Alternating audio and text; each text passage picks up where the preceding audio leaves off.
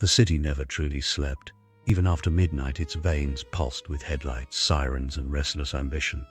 On the outskirts, where the towers faded into cracked pavements and weary apartments, lived Samuel Hayes, a 50-year-old maintenance worker for the city's lighting department. His job was simple: replace bulbs, repair wiring, make sure the street stayed bright. Nobody noticed him. He was just another man in a blue uniform, carrying tools and silence.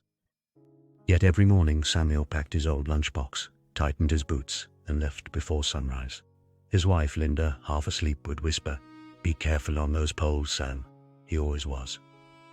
Men who work with heights learn to balance not just their bodies but their lives. But lately, life itself was flickering. The city had announced budget cuts. Younger men, faster, cheaper, were being hired. His supervisor had started calling him old-timer. His daughter Claire, away at college, texted only when she needed money. That winter morning, as he drove to work, he noticed one of his old streetlights flickering near the bridge, the same one he'd repaired years ago when Claire was small.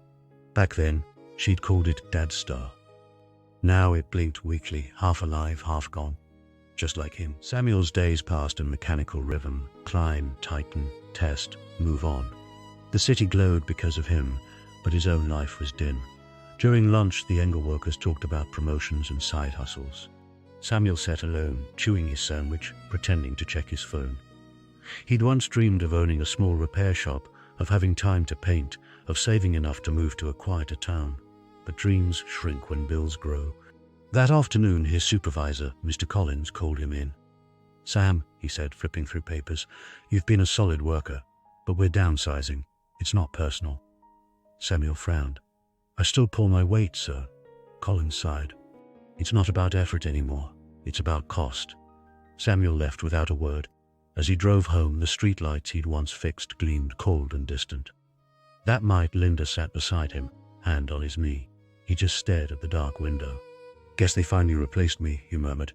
2 weeks later, his name appeared on the termination list. After 26 years, the man who lit the streets was out of work.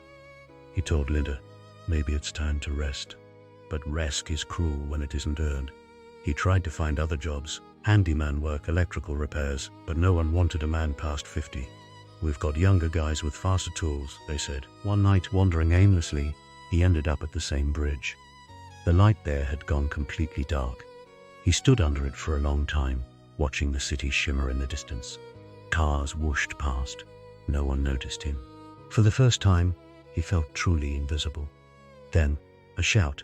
Across the road, a little boy stumbled into traffic, chasing a rolling ball. A car screeched. Samuel didn't think. He ran, yanked the boy back just in time.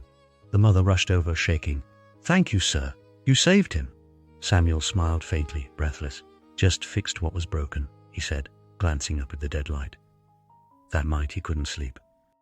The image of that dark street haunted him. How many others were unsafe because no one cared to fix what was broken? The next morning, he grabbed his old toolbox and went out. Not for pay, not for permission, just because it needed to be done. He started repairing streetlights in neglected alleys and forgotten roads, using spare parts he scavenged from junkyards. Some nights he worked until dawn, his breath fogging in the cold. At first, no one noticed. Then small things began to happen. A store owner left him coffee. Kids waved from doorsteps.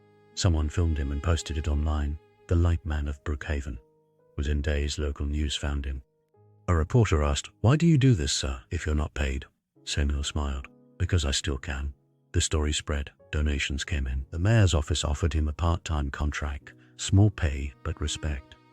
That evening, while fixing the bridge light again, his phone buzzed.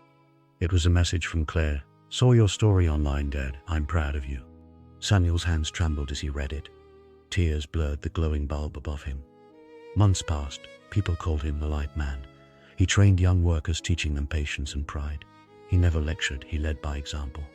When asked what changed, Samuel always said, "I stopped waiting for someone to believe in me. I started acting like I already did."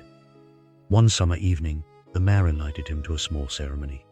Cameras flashed. A plaque was handed to him. Samuel smiled politely but said little.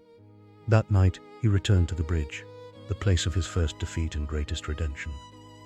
The river shimmered below, and the light he'd fixed glowed steady, painting the road gold. On the pole, someone had taped a handwritten note. You didn't just fix our streets. You showed us how to stand tall again." He folded the paper gently and whispered, "Guess that's enough light for one life." The city hummed around him, alive, busy, unaware of the man who kept it shining. But he didn't need applause anymore. He had something greater: belief. It begins the moment you decide that your small actions still matter, even when no one's watching.